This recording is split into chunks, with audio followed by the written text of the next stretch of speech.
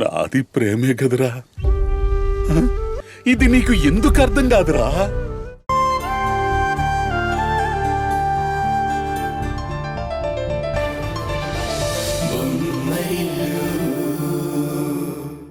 చూడండి అత్తయ్య, ఈవిడ గారిని ఇక్కడ ఉంచడమే ఎక్కువంటే మళ్ళీ ఈవిడకు నేను సేవలు చెయ్యాలి అన్నట్టు మాట్లాడుతుంది. చూడు హారిక, నీకు అంతగా ఇబ్బందిగా ఉంటే చెప్పు, కావాలంటే పని వాళ్ళని పెట్టి వాళ్లకు నేను డబ్బులిస్తాను. ఎందుకంటే డబ్బుతో కొనలేంది ఏదీ లేదు, అది బంధమైనా బానిసత్వమైనా.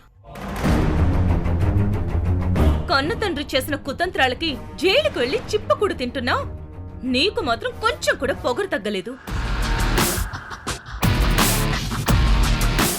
మా డాడీ గురించి కానీ ఆయన గతం గురించి కానీ మాట్లాడే ముందు నోరు అదుపులో ఉంచుకొని మాట్లాడు హారిక, లేకపోతే నేనేం చేస్తానో నాకే తెలీదు. ఏం చేస్తావ్? మళ్ళీ ఇంకో కుట్ర చేస్తావు అంతేగా.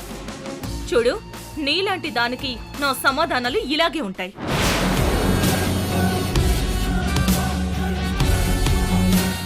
నాకు మర్యాద ఇచ్చే చోట మంచిగా మర్యాద ఇచ్చి మాట్లాడతాను. నీలాగా తల పొగరుగా మాట్లాడితే ఆ పొగరుని దించేలాగే మాట్లాడతాను. వెళ్ళి నువ్వు తిన్న ప్లేట్ ని క్లీన్ చేయిపో. హారిక చెప్పిన దాంట్లో తప్పే ఉంది మేఘన. వెళ్ళి ప్లేట్ క్లీన్ చేయి.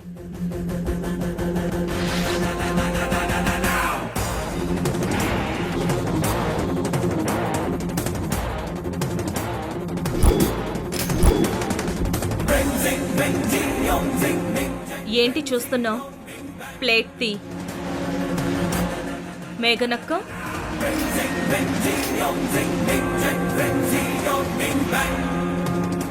నువ్విక్కడ ఉండాలంటే నీ చెవులు మాత్రమే పని చేయాలి. కాదు కూడదు అంటే నీకు కూడా మీ నాన్నకు పట్టిన గతే పడుతుంది.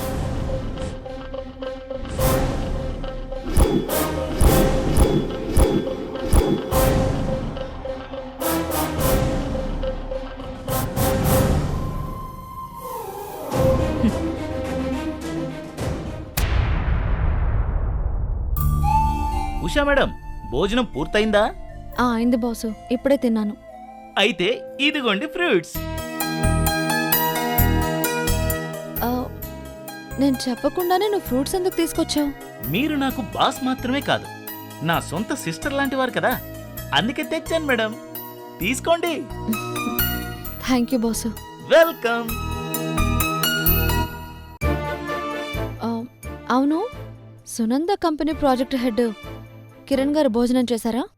ఆయన ఉపవాసం అంట మేడం, పొద్దున్నుంచి ఏమీ తినలేదు. ఉపవాసమా? ఈ ఎండాకాలంలో ఉపవాసం ఏంటి? నేను కూడా అదే అడిగాను మేడం. సమాధానం చెప్పకుండా నవ్వేసి ఊరుకున్నారు.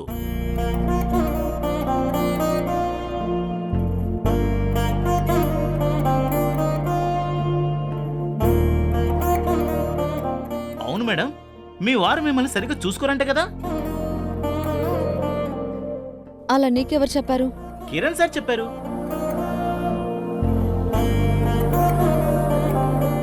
అదేం లేదు, నా వాళ్ళు చాలా మంచివాళ్ళు. అంతేకాదు, ఆయన బంగారం లాంటి మనిషి. ఆయన కిరణ్ గారికి మా ఆయన గురించి ఏం తెలుసు, ఎలా తెలుసు?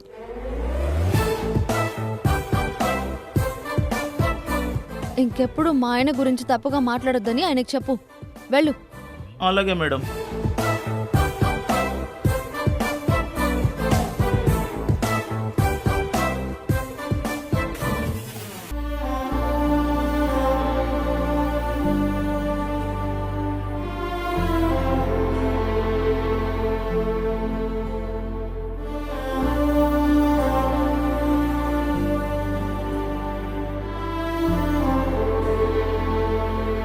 సార్, ఏమైంది బాసు? ఉషాకి ఫ్రూట్స్ ఇచ్చావా? తను తీసుకున్నారా లేక ఏమైనా క్వశ్చన్స్ అడిగారా?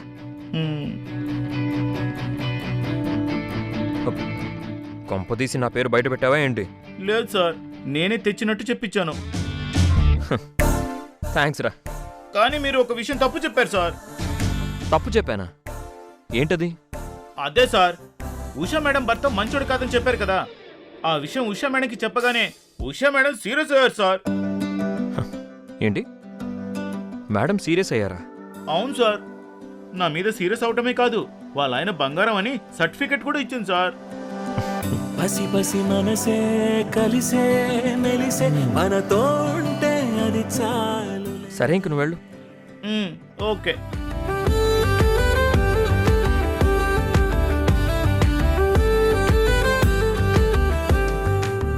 పసి పసి మనసే మనమే తెలిసే మన వెంటుంటే అది చాలులే.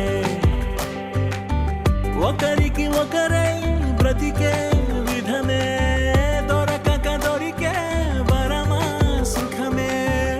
ఏలో ఏలో సంతోషాలో ఆడి పాడే ఆనందాలో ఓ చిన్ని లోకం మాదంట. ఎంతుంటే అంతే చాలంట. నేముంటే అంతా ఓ చోట. ఇంకేది మాకేం వద్దంట.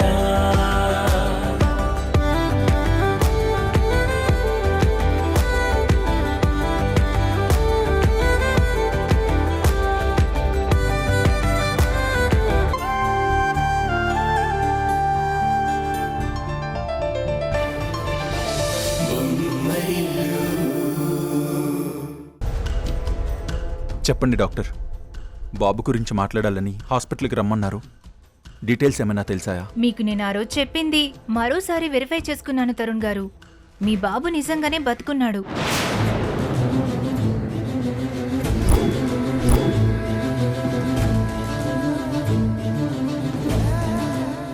అయితే ఆ విషయం పూర్తిగా బయటికి రావాలంటే ఓల్డ్ ఫైల్స్ కావాలి. మా దగ్గర పనిచేసిన మేనేజర్ ఆ ఓల్డ్ ఫైల్స్ అన్నీ ఒక చోట స్టోర్ చేశాడు. అయితే ఇన్కమ్ ట్యాక్స్ ప్రాబ్లంతో వాటిని తని ఎవరికీ తెలియని చోట రహస్యంగా దాచుంచారు. అది ఎక్కడ అనేది అతనికి తప్ప ఎవరికీ తెలీదు.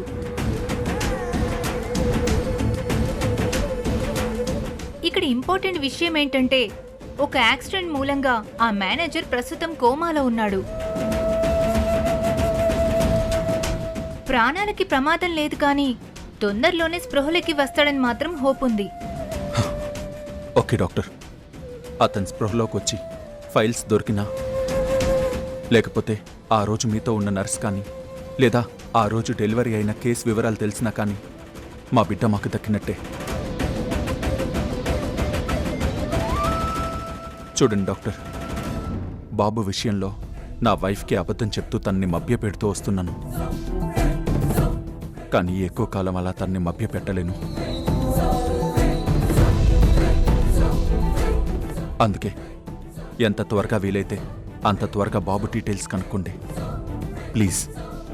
తప్పకుండా. Thank you doctor.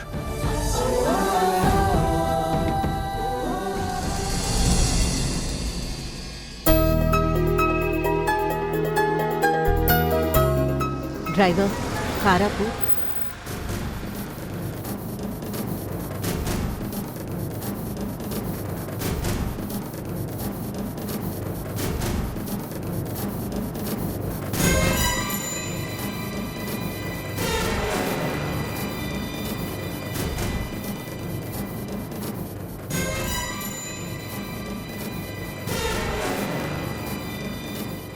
అదేంటి, తరుణ్ హారికకి డెలివరీ చేసిన డాక్టర్ రమాదేవి హాస్పిటల్ నుండి బయటికి వస్తున్నాడు. ఇక్కడ ఈ డాక్టర్తో తరుణ్కేం పని?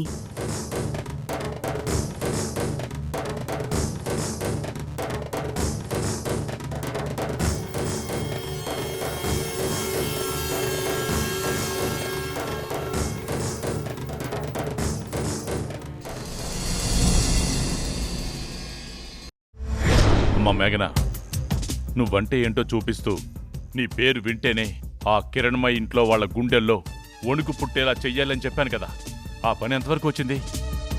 లేదు డాడీ, నేను ఎన్ని మంటలు రాజేసినా ఇక్కడ అందరూ చాలా ప్రశాంతంగా ఉంటున్నారు.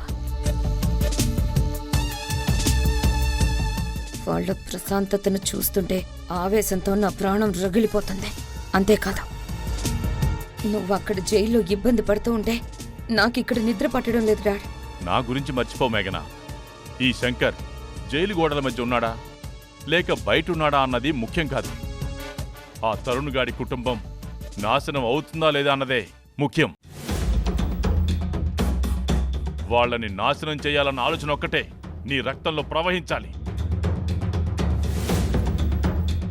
ఎందుకు చెప్తున్నానంటే ఇప్పటిదాకా నీ దగ్గర నుంచి ఏ ప్రోగ్రెస్ లేదు, షూరిటీ సంతకం లేదు. ఆ కుటుంబ నాశనం ఇంకా మొదలు కూడా కాలేదు. ఒక్క విషయం గుర్తుపెట్టుకో మేఘనా, కాలం అనేది ఒక పదునైన కత్తి లాంటిది. దాన్ని నువ్వు వృధా చేస్తే చివరికి అది నిన్నే కనపడకుండా చేస్తుంది. అందుకే నువ్వక్కడ పిల్లిలా ఉంటే కుదరదు, పులిలా పంజా విసరాలి. నువ్వు ఆవేశపడకు డాడ్. త్వరలోనే నీకు గుడ్ న్యూస్ చెప్తాను. ఆ వార్త విన్న నీకు ఆ జైలు గోడలు కూడా స్వర్గంలా కనపడేలా చేస్తా.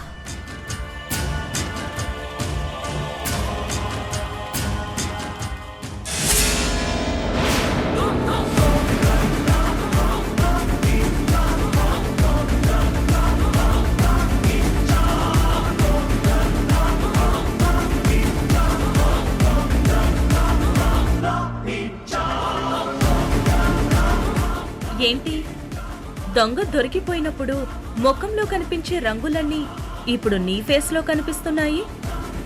ఇంతకీ అంత సీక్రెట్గా ఎవరితో మాట్లాడుతున్నావు? ఏం లేదు హారిక, నా ఫ్రెండ్ ఒకరు అమెరికా నుండి వస్తున్నారు. తను వస్తున్న విషయం ఎవరికి చెప్పొద్దని సర్ప్రైజ్ అని ఫోన్ చేసి మాట్లాడుతుంది. అందుకే ఇలా నెమ్మదిగా మాట్లాడుతున్నాను. అమెరికా ఫ్రెండ్ అంటే ఎవరు? జైల్లో ఉన్న నీ తండ్రి శంకరా?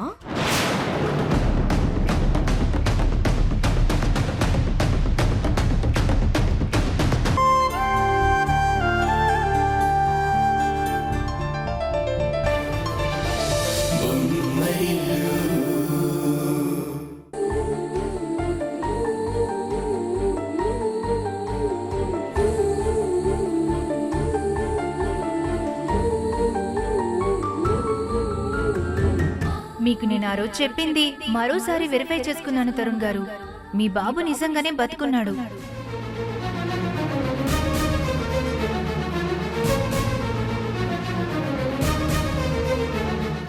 తరుణ్, ఏంటి ఇంత ఆలస్యమైంది? ఈ రోజు త్వరగా వచ్చేస్తానని చెప్పావు కదా. ఏం చెప్పమంటావు హారిక? ఉదయం నుంచి మా కమిషనర్ గారు మీటింగుల మీద మీటింగులు పెట్టారు. దాంతో ఈరోజు అసలు ఆ ఆఫీస్ నుంచి కదలడానికి కూడా వీల్లేనంత బిజీగా ఉన్నాను. అందుకే లేట్ అయింది. అబద్ధాలు చెప్పక తరుణ్, నాకంతా తెలుసు. డాక్టర్ రమాదేవిని కలవడానికి నువ్వు హాస్పిటల్కి వెళ్ళావు కదా.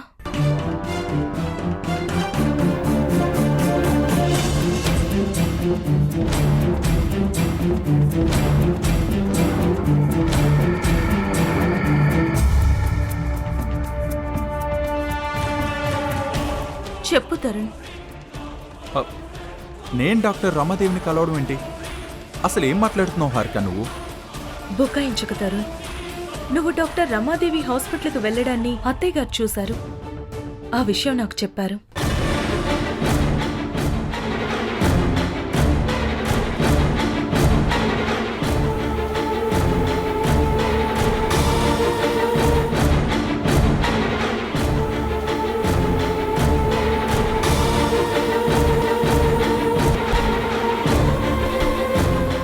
మాట్లాడవేంటి తరుణ్? ఓ అదా, అవును హారిక, వెళ్ళాను. కానీ డాక్టర్ రమాదేవిని కలవడానికి కాదు. మీటింగ్ మధ్యలో ఏదో అర్జెంట్ సూసైడ్ కేసు వచ్చిందంటే ఎంక్వైరీ చేయడానికి హాస్పిటల్కి వెళ్ళాను. ఆ పని పూర్తవగానే వెంటనే బయటకు వచ్చేశాను. నేను అక్కడుంది జస్ట్ 5 minutes మాత్రమే. అది కూడా ఆ కేసు ఎంక్వైరీ కోసమే. నిజం చెప్పు తరుణ్, నువ్వు నా దగ్గర ఏదైనా దాస్తున్నావా? నువ్వు నిజంగానే సూసైడ్ కేసు పని మీదే ఆ హాస్పిటల్కి వెళ్ళావా? నిజం హారిక, నన్ను నమ్ము. నేను డ్యూటీ మీదే అక్కడికి వెళ్ళాను. అయినా నీ దగ్గర దాచడానికి ఏముంటుంది?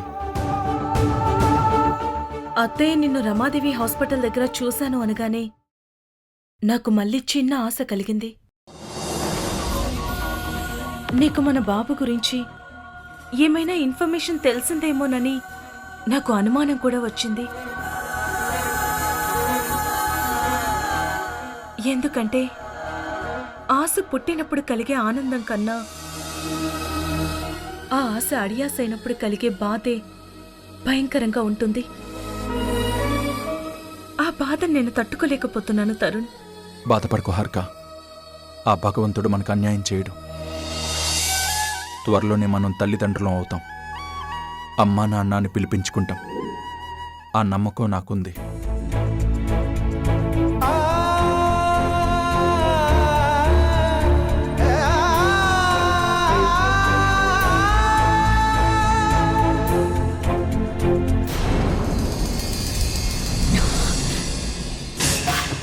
ఈ కొత్త ట్విస్ట్ ఏంటబ్బా?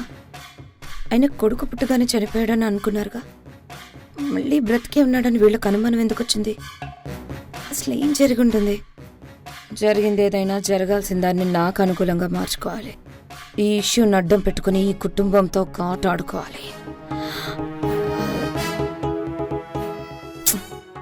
వినిపించట్లేదేంటి? ఉండు.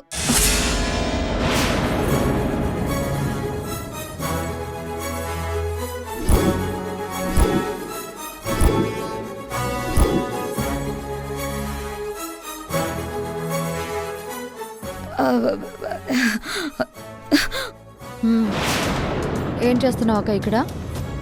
డోరు చాటు నిలబడి భార్యాభర్తలు మాట్లాడుకునే మాటలు వినడానికి నీకు సిగ్గుగా లేదా? నిన్నే అడిగేది, సమాధానం చెప్పు. ఎందుకు ఇలా చేస్తున్నావు? హారిక అక్క వాళ్ళు ఏం మాట్లాడుకుంటున్నారా అని వింటున్నావా? అయ్యో, నేను ఇక్కడ నిలబడింది వాళ్ళు మాట్లాడుకునేది వినడానికి కాదు. హారిక రేపొద్దునికి పెరుగు తోడు పెట్టిందో లేదో అని అడగడానికి. ఉండు హారిక. పెరుగు తోడు పెట్టాలా లేదా అని తెలుసుకోవడానికి డోర్ కొట్టాలే కానీ ఇలా డోర్ చాటు నిలబడి వాళ్ళు మాట్లాడుకునేవి వినకూడదు. అయ్యో లేదు షా, నిజంగా నేనేం వినలేదు. హారిక బయటికొస్తే మాట్లాడదామని చూస్తున్నాను అంతే. నన్ను నమ్ము. నిన్ను నమ్ముకుంటే మమ్మల్ని మేము అమ్ముకున్నట్టే.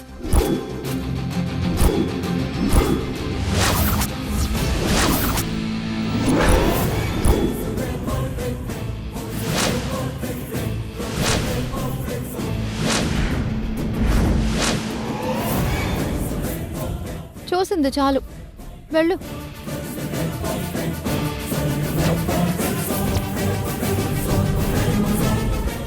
నువ్వు బాగుపడవు.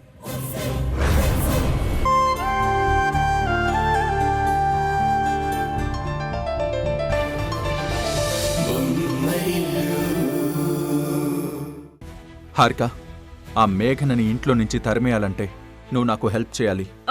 చెప్పు తరుణ్.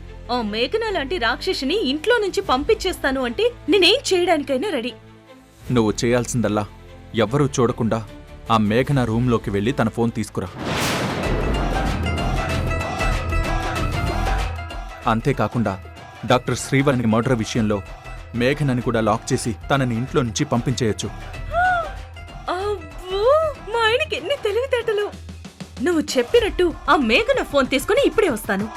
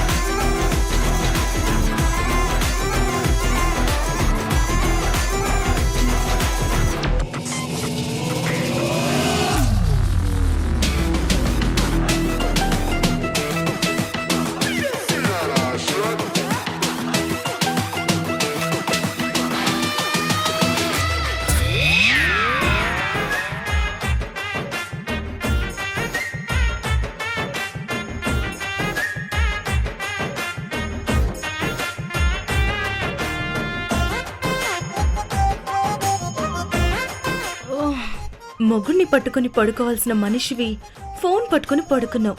ఎన్ని రహస్యాలు దాచావి ఆ ఫోన్లో? ఓ పని చే, నువ్వు ఆ ఫోన్ని మింగే, పీడ విరగడైపోతుంది.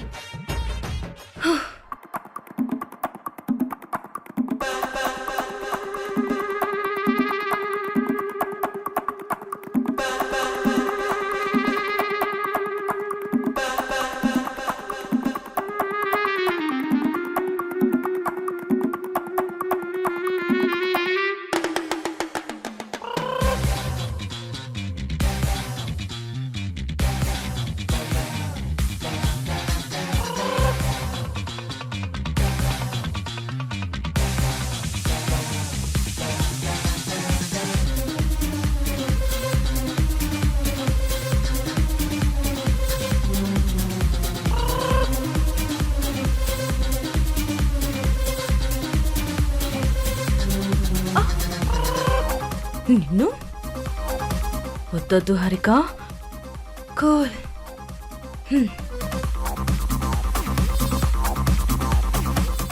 1 2 3.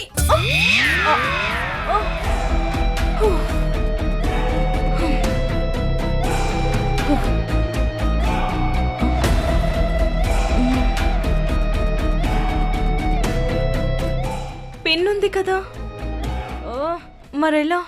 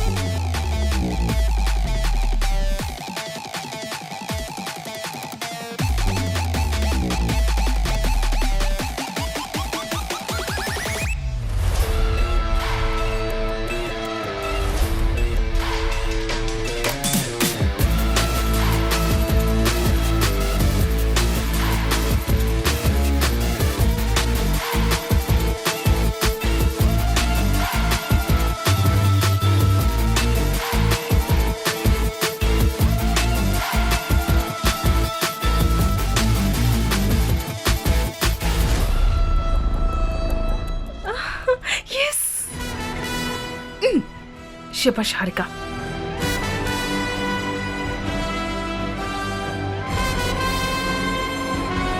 తరుణ్, ఇదిగో మేఘన ఫోన్. లాక్ కూడా ఓపెన్ చేసేసాను. Well, police officer Bhargavi అనిపించావు.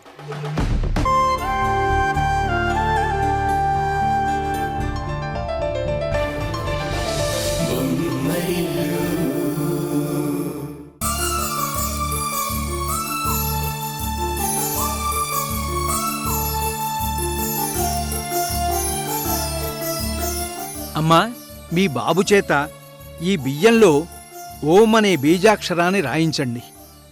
అలాగే అండి. రా రా రా రా రా.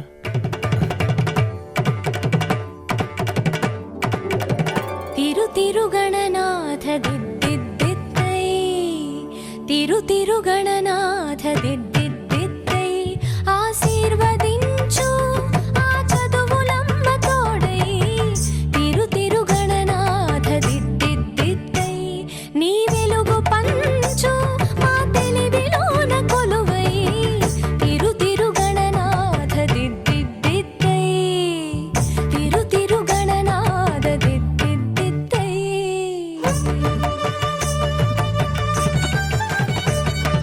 సాసని సగ సగమ మామ గమ పమ మ పని పాప మ పని స సాని సగ సని సని పని పమ పమ గమ గ సాసని సగ సగమ మామ. మురారి, నువ్వు రాసిన ఆ ఓం అనే అక్షరం నీకు వెలుగునివ్వాలి. ఆ వెలుగు జీవితాంతం నీకు తోడుగా ఉండాలి.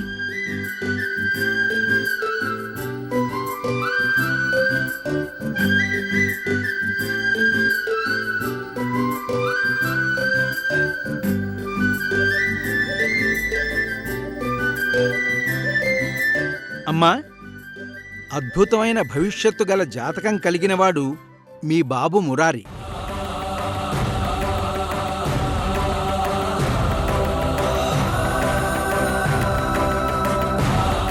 ఇతని జాతక చక్రంలో గ్రహాలన్నీ అనుకూలంగానే ఉన్నాయి.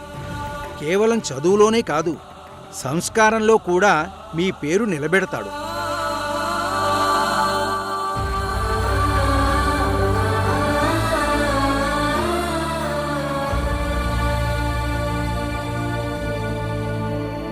వాళ్ళ కొడుకు మహర్జాతకుడవుతాడంటే ఇది మురిసిపోతుందేంటి? మీ మాటలు వింటుంటే చాలా సంతోషంగా ఉంది పూజారి గారు.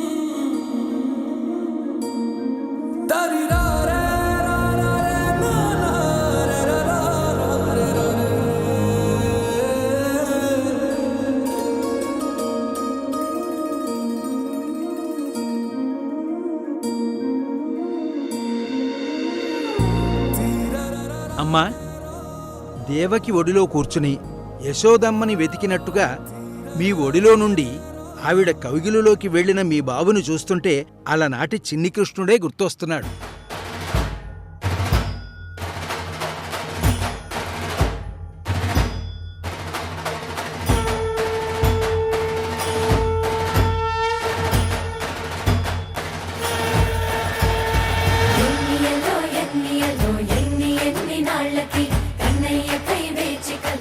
అవును పూజారి గారు, మురారి నాతో ఉన్నప్పుడు ఎంత ఆనందంగా ఉంటాడో హారిక గారితో ఉన్నప్పుడు కూడా అంతే సంతోషంగా ఉంటాడు.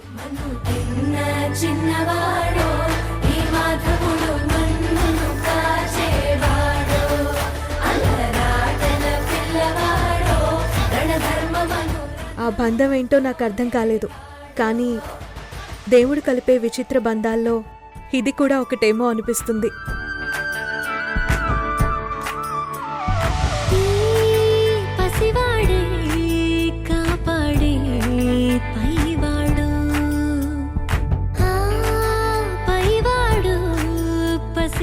హారికని దెబ్బ కొట్టడానికి ఇదే కరెక్ట్ టైం. మురారిని అడ్డు పెట్టుకుని హారిక గురించి సునందకి ఎలా చెడుగా చెప్పాలో ఐడియా వచ్చింది. ఎస్,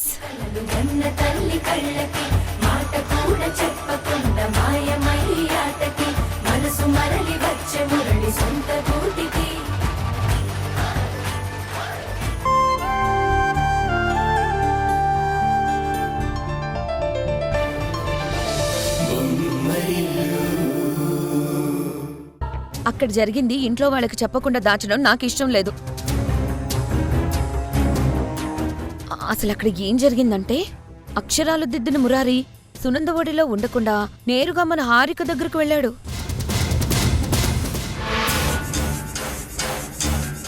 కన్న తల్లిని సునందని కాదని హారిక దగ్గరకు వెళ్లిన మురారిని చూసిన పంతులు గారు దేవకి ఒడిలో నుంచి యశోద ఒడిలోకి వెళ్లిన చిన్ని కృష్ణుడితో పోల్చాడు. దాంతో చచ్చిపోయిన తన కొడుకు గుర్తొచ్చి హారిక అక్కడే దీనంగా కన్నీళ్లు పెట్టుకుంది.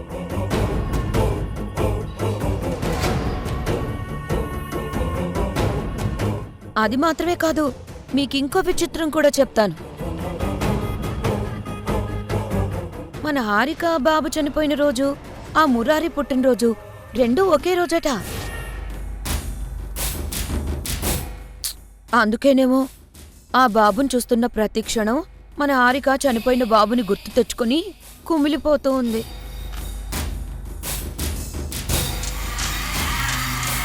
నాకైతే మన హారిక ఆ సునందుని చూసి కుళ్ళుకుంటుందేమో అని అనిపించిందంటే నమ్మండి. బాధపడక హారిక, నీకు ఏదో ఒక రోజు పిల్లలు పుడతారులే. ఇక చాలు, ఆపు.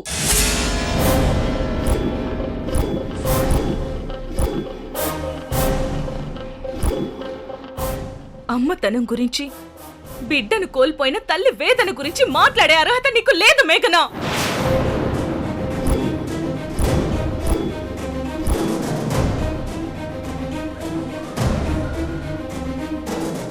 ఆస్తి కోసం కడుపుతో ఉన్నట్టు నాటకమాడి అత్తయ్య గారి నమ్మకాన్ని, ఈ ఇంటి గౌరవాన్ని వాడుకున్న నీకు కన్న బిడ్డను పోగొట్టుకున్న నా ఆవేదన గురించి మాట్లాడే హక్కు లేదు.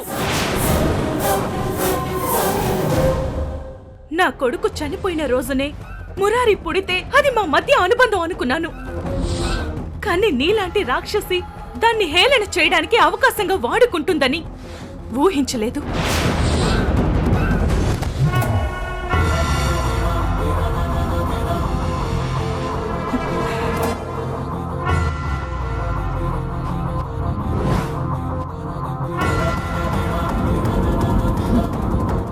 ఎప్పుడు ఏది మాట్లాడాలో, ఎక్కడ ఏది చెప్పాలో అనే ఇంగిత జ్ఞానం నేర్చుకోలేని నువ్వు ఇంకా విషయాన్ని చిమ్ముతూనే ఉన్నావు.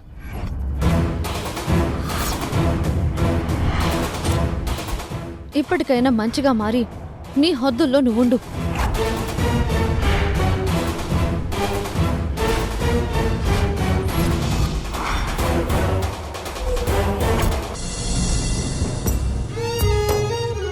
నాకైతే మన హారిక సునందుని చూసి కుళ్ళుకుంటుందేమో అని అనిపించిందంటే నమ్మండి. బాధపడక హారిక, నీకు ఏదో ఒక రోజు పిల్లలు పుడతారులే.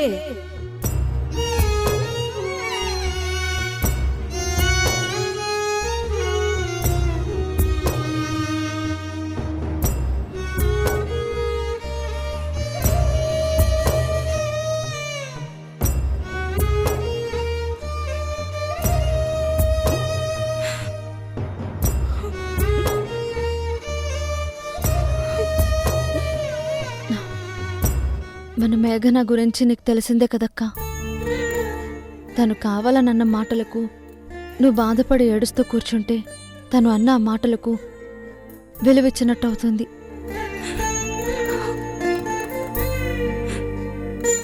వాటి గురించి ఆలోచిస్తూ నీ కన్నులను వృధా చేసుకోకు.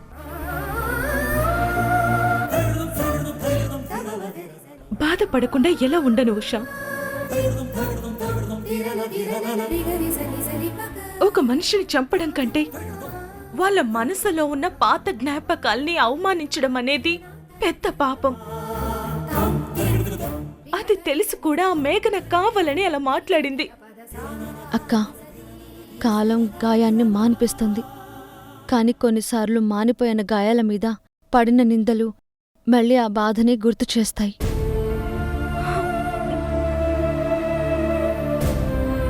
అది తెలిసి నిన్ను బాధ పెట్టాలని ఆ మేఘన నీతో అలా మాట్లాడింది. అందుకే తన మాటల్ని తలుచుకుని బాధపడ్డం కన్నా పట్టించుకోకుండా ఉండటం మంచిది.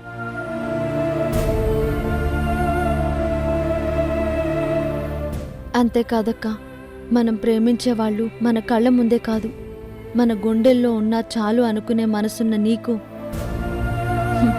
నీ బాబు ఎప్పుడూ నీ గుండెల్లోనే ఉంటాడు.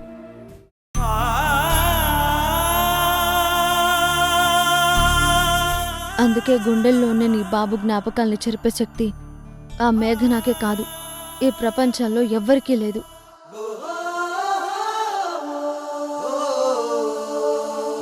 నేను చెప్పింది అర్థం చేసుకుని కన్నీళ్లు తుడుచుకో అక్క, ప్లీజ్.